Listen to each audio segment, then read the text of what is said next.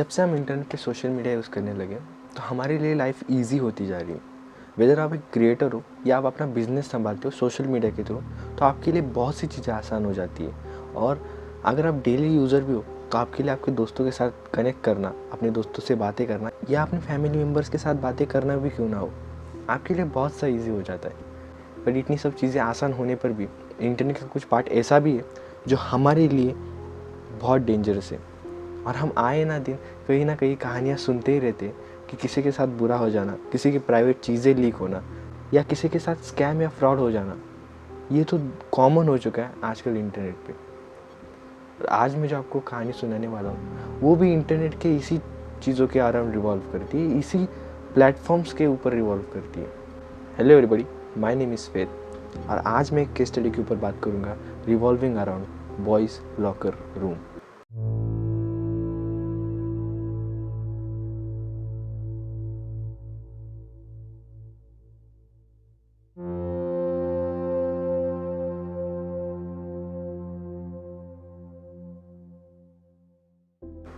ये केस शुरू होता है ऑन मई 2020 दिल्ली में, जब किसी लड़की ने अपने ट्विटर हैंडल पे कुछ फ़ोटोज़ पोस्ट की।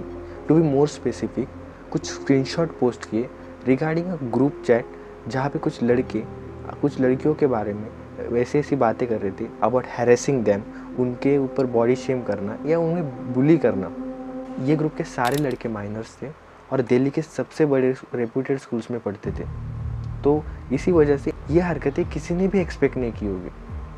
जब 2020 में लॉकडाउन शुरू हुआ तो बहुत से लोग अपने घर पे थे और बहुत से लोगों के काम भी घर से हो रहे थे, इंक्लूडिंग स्टूडेंट्स।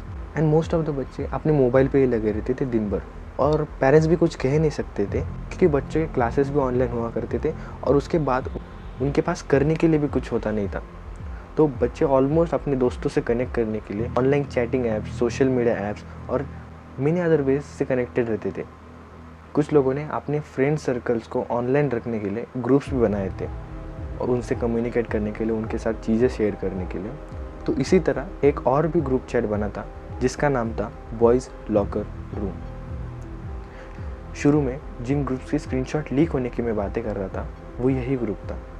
ये ग्रुप दिल्ली के कुछ बच्चों ने बनाया था जिसके ऊपर वो रोज़ कुछ लड़कियों को हैरेस करते थे, उन्हें ऑब्जेक्टिफाई करते थे या उनकी न्यूड्स उस पर शेयर करते थे।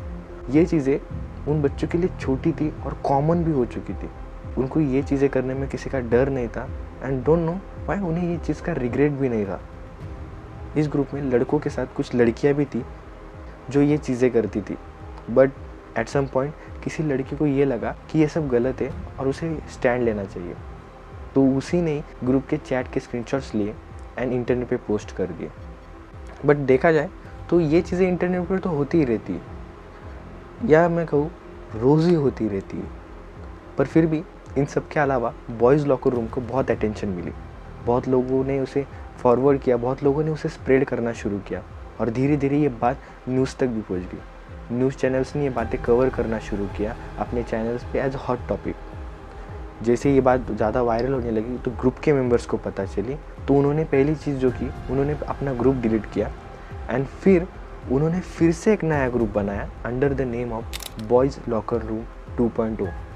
और इस बार ये डम फक्स ने ये सोचा कि हम अपनी फेक आईडी से एंटर करेंगे rather than using our original ID. I don't know ये चीज़ें उनके दिमाग में आई क्यों नहीं कि उन्हें आईपी आईडीज़ के थ्रू भी ट्रैक किया जा सकता था। बट फिर भी नया ग्रुप बनने के बाद ग्रुप में ये चीज़ें सर्कुलेट होना शुरू होगी, ये स्क्रीनशॉट किसने फॉरवर्ड की। जब उन्हें पता चला कि कुछ लड़कियां आउट ऑफ द ग्रुप कुछ स्टैंड ले रही है अगेंस्ट द ग्रुप, तो उन्होंने सोचा कि हम उन लड़कियों को ब्लैकमेल करेंगे, उनके न्यूड्स वायरल करके, उन्हें धमकियां देके, उन्हें हैरेस करके। और जिस लड़की ने उस स्क्रीनशॉट को पोस्ट किया था उस लड़की को भी उन्होंने फ़ोन कर करके हैरेस किया, गालियाँ दी, उसे टेक्स्ट करते रहे, उसे इतना टॉर्चर किया और उन्होंने उसका ट्विटर अकाउंट भी बैन करा दिया जहाँ पे ये स्क्रीनशॉट्स पोस्ट हुए थे। बट उस टाइम तक बहुत जगहों पे ये स्क्रीनशॉट वायरल होने लगे थे एंड एज आई से न्यूज़ पे ये चीज़ें आ गई थी, तो बहुत सी जगहों पे भी ये स्क्रीनशॉट दिखने शुरू हुए थे। अब नया ग्रुप बनने के बाद उन बच्चों ने ये सोचा कि हम ये सब चीज़ें कहीं और सेफली कहाँ कंटिन्यू कर सकते। तो उन्होंने सोचा कि हम किसी और प्लेटफॉर्म पे जाएंगे या किसी और सोशल मीडिया ऐप पे ये चीज़ें करेंगे जहाँ पे वो ज़्यादा सेफली और ज़्यादा प्राइवेटली बातें शेयर कर पाए। तो उन्होंने सोचा कि हम स्नैपचैट पे एक ग्रुप बनाएंगे, क्योंकि उन्हें पता था कि स्नैपचैट के एक फ़ीचर की वजह से उन्हें पता चल सकता है कि किसी ने भी स्क्रीनशॉट लिया तो उन्हें एक नोटिफिकेशन आ जाएगा। एंड उन्होंने स्नैपचैट पे ग्रुप्स बनाए एंड उन्होंने ये काम फिर से करना शुरू किया। But on the other hand internet पे ये सब चीज़ें बहुत तेज़ी से वायरल होने लगी, बहुत तेज़ी से स्प्रेड हुई। लोग इन स्क्रीनशॉट को पूरा सच मान के इंटरनेट पे बस पोस्ट किए जा रहे थे अनटिल May 4, 2020 स्वाति मालीवाल, जो दिल्ली कमीशन की प्रेसिडेंट है, उन्होंने ये केस अपने हाथों में लिया एंड उन्होंने इंस्टाग्राम और दिल्ली पुलिस को कुछ नोटिस भेजी। इंस्टाग्राम को जो नोटिस भेजी थी वो ये थी, जिसमें उन्होंने डिमांड की उन ग्रुप मेंबर्स की आईडीज़ और उनके पर्सनल इन्फॉर्मेशन और आईपी एड्रेसेस। और लकीली इंस्टाग्राम ने ये सारी चीज़ें दे भी दी, क्योंकि ये चीज़ें न्यूज़ पे भी आने लगी थी। तो पुलिस ने भी जल्दी जल्दी एक्शन लेना शुरू किया despite of Covid and lockdown. उन्होंने ग्रुप में के 27 मेंबर में से 24 मेंबर्स को इन्वेस्टिगेशन के लिए लिया। बाकी के 2 मेंबर्स का पता नहीं था और एक मेंबर की तो इन्फॉर्मेशन ही नहीं थी। इन सब होने के बाद 11 मई को ग्रुप का एक एडमिन भी अरेस्ट हो चुका था। अब ये सारी चीज़ें इंटरनेट और सोशल मीडिया की वजह से ही पॉसिबल हुई, लाइक फाइंडिंग द कल्प्रिट्स, उनके एक्चुअल इन्फॉर्मेशन और बाकी भी चीज़ें। पर साथ में सोशल मीडिया पे ये भी डिबेट्स होने लगे थे अबाउट वुमेन सेफ्टी, लड़कियों को कितना सेफ फील किया जा सकता है या कितना सेफ रखा जा सकता है। बट इसका मतलब ये तो नहीं कि लड़कियों का भी इसमें हाथ ना हो, या किसी लड़की ने किसी लड़के को उकसाया हो ये करने के लिए, या किसी लड़की ने कुछ स्क्रीनशॉट्स फेक किए हो। मैंने ये फेक स्क्रीनशॉट्स की बात इसीलिए बोली क्योंकि जब स्क्रीनशॉट्स चेक हो रहे थे इन्वेस्टिगेशंस में, तो ये पता चला कि उन सारे स्क्रीनशॉट्स में से एक स्क्रीनशॉट्स फेक था।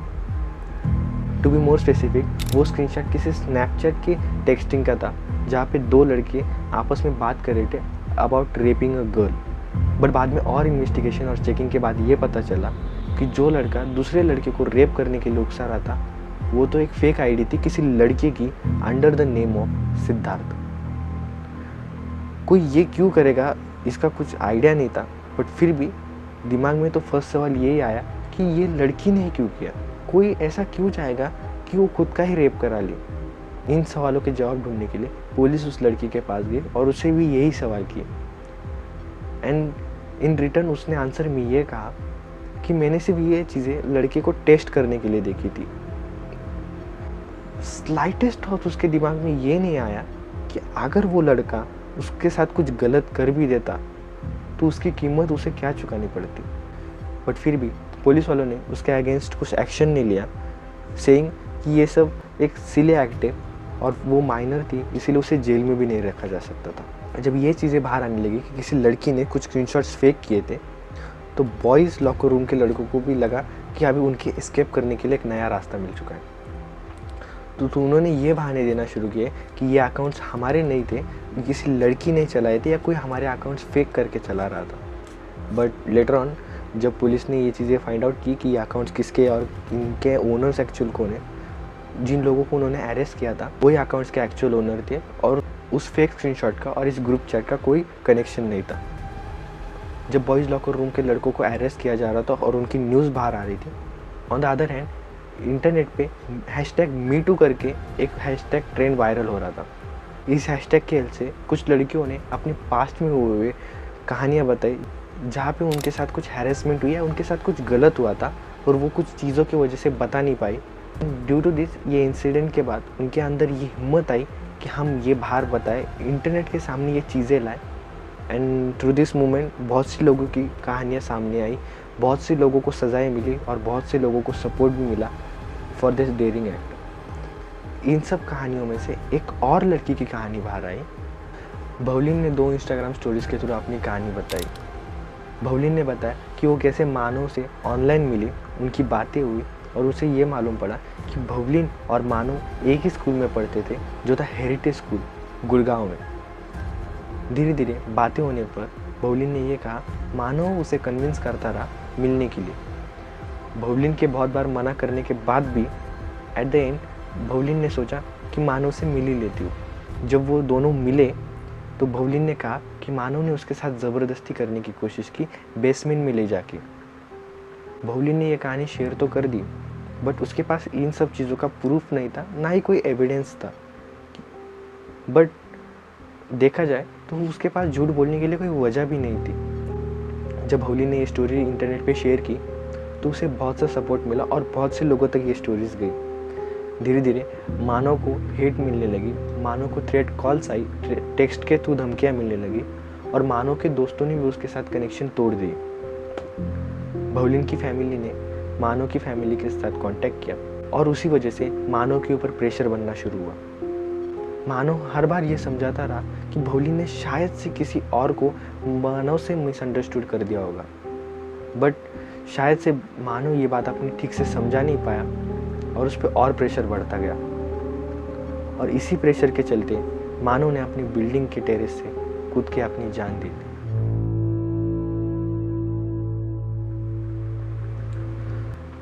जाहिर बात है मानव का ये स्टेप लेना गलत था, बट उससे भी बुरी बात यह है कि ये जो कहानी भवलिन ने बताई थी वो सारी झूठी थी। Each and every word she said was a lie. जब कौर को मानव के बारे में सुनने मिला कि उसने क्या किया है, instead of showing some regret, some grief, उसने फर्स्ट थॉट ये सोचा कि मैं खुद को डिफेंड कैसे करूं। And she went on internet, posted something saying कि अगर मानव प्रेशर हैंडल नहीं कर सकता था तो उसमें उसकी क्या गलती। एंड बहुत से लोगों ने भी यही चीज़ें कही। जो लोग आप मानव पे उंगलियां उठा रहे थे, जब उन्हें मालूम पड़ा कि भवलिन की स्टोरी गलत थी तो वो लोग भवलिन पे चीज़ें पॉइंट आउट करने लगे। आई गेस इंटरनेट ऐसा ही है। मानव Singh, I have known about this from the past one day, but I have not spoken up. Tell me कि मैं मानव सिंह की मौत के बारे में कुछ बोल नहीं रही हूँ, इसका मतलब शायद मुझे अच्छा लग रहा है कि मानव सिंह मर गया है। What happened to Manav? It broke my heart the moment I read about it, but you know, एक बात बताओ, तुम false accusations की बात कर रहे हो। Social media is a goddamn powerful place. You have to understand that. Social media can either ruin you or it can build you. Tell me कहाँ मैंने मानव सिंह के लिए कुछ बोला था? I have been very precise about it. Instagram और Snapchat cases अलग हैं, मानव सिंह का केस मोस्ट प्रोबेबली अलग है। मैंने जब कुछ मिक्सअप नहीं किया है, जब मैंने कुछ उल्टा नहीं बोला है, गलती उस लड़की की है। इन सब के चलते मानव की फैमिली को भी बहुत सी चीज़ें फेस करनी पड़ी। मानव के पेरेंट्स ने कोर्ट्स के चक्कर काटे और कौर के अगेंस्ट एक चार्जशीट भी फाइल हुई अंडर द सेक्शन 305, बट फिर भी ये केस डिसमिस हो गया due to lack of evidences और कहीं ना कहीं मानव को जस्टिस नहीं मिला। किसी की ऐसी बचपना हरकत की वजह से किसी फैमिली ने अपने बेटे को खो दिया, किसी ने अपने भाई को खो दिया। As we know the internet, ऐसी चीज़ें फैलाने में हम कहीं ना कहीं पीछे छूटते ही नहीं। हम सेंसलेसली सोचते नहीं है कि ये बातें किसी को कितना अफेक्ट कर सकती है। And the shocking part is, लोगों को इस बात का अफसोस तक नहीं है। वो बस इंटरनेट पे जाके खुद को डिफेंड करने की सोचते rather than showing some grief to the person. Coming back to the boys locker room case, उनके साथ भी कुछ अलग नहीं हुआ। उनको भी अरेस्ट किया गया था, उनके एक एडमिन को भी अरेस्ट किया था और उनको कुछ चार्जशीट्स फेस करने पड़े। एंड विद दिस सेड, मैं ये कहानी यही ख़त्म करना चाहता हूँ about the boys locker room. Before leaving मैं ये कहूँगा, आप अपनों का ख्याल रखें, be with them, take care of your loved ones. मैं मिलूँगा आपको एक नए केस स्टडी के साथ।